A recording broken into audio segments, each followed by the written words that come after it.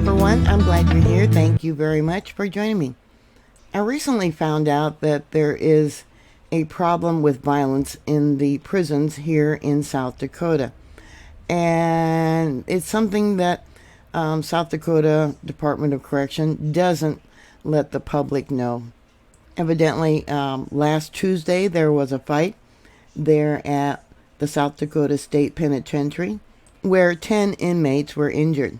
According to NPR, a flurry of fighting broke out again on Tuesday at the maximum security building on the campus of the South Dakota State Penitentiary, according to the Department of Correction. The violence comes less than a week after a protest over the prison security and treatment of inmates, and less than a month after the last publicly acknowledged sparring between inmates on the prison grounds in Sioux Falls.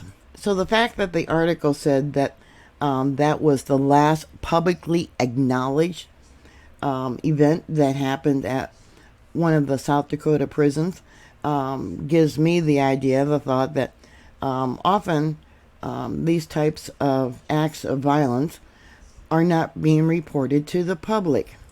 A series of fights took place at the same time in multiple sections in the D block of the Jameson Annex.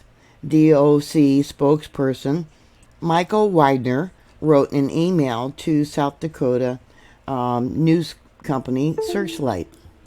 Multiple fights in different sections broke out there in the prison. What the heck is going on?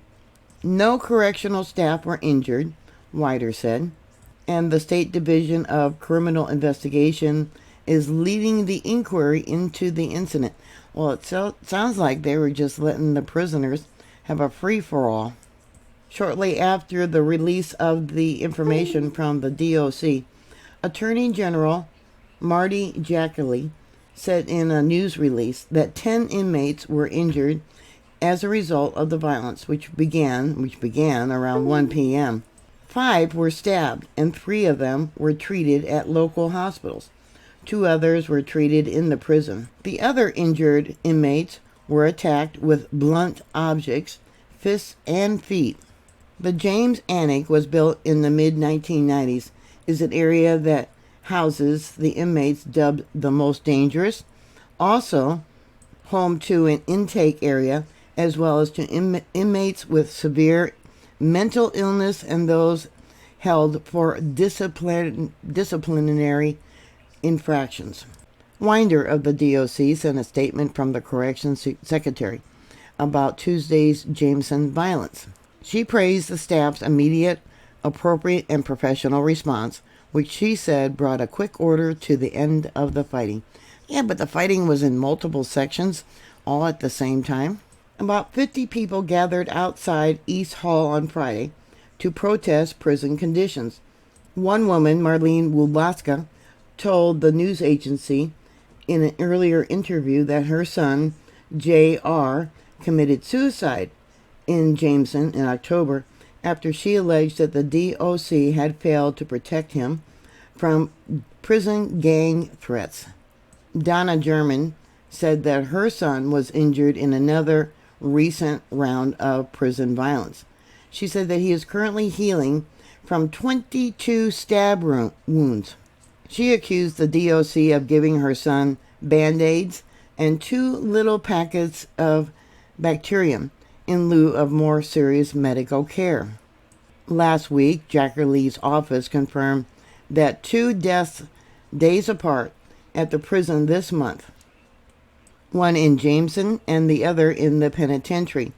They were supposedly being investigated as overdoses. Another inmate, a 20-year-old Anthony Richards, died from an overdose in early February at the Jameson annexation there in Sioux Falls. Richard's sister and grandmother told the news agency that as of Saturday afternoon last week, the state hadn't called to inform them of the cause of death. This last Wednesday, his sister said the family had yet to hear from anyone with the state about the cause of death or about any investigation into the overdose. You know, it's big money to send people to prison.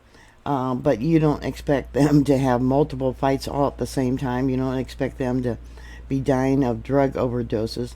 Yeah, it's a corporation nowadays to run the different penitentiaries and jails. But I did not realize that here in South Dakota, it was so bad. Yep, it's always about money. Yeah, they probably just let the prisoners have a free-for-all before stepping in. No guards were injured, but 10 prisoners, were injured. One man with 20 stab wounds was given a bacterial, antibacterial, whatever, medication and Band-Aids. 5 of the prisoners, like I said, they had to go to the hospital. And then I have to wonder about the 2 others who were treated there in the prison. What is your thoughts about this crazy world? Please put your comments down below. Thank you very much for watching. Please like, share, and subscribe. And I'll talk to you later. God bless you. Bye.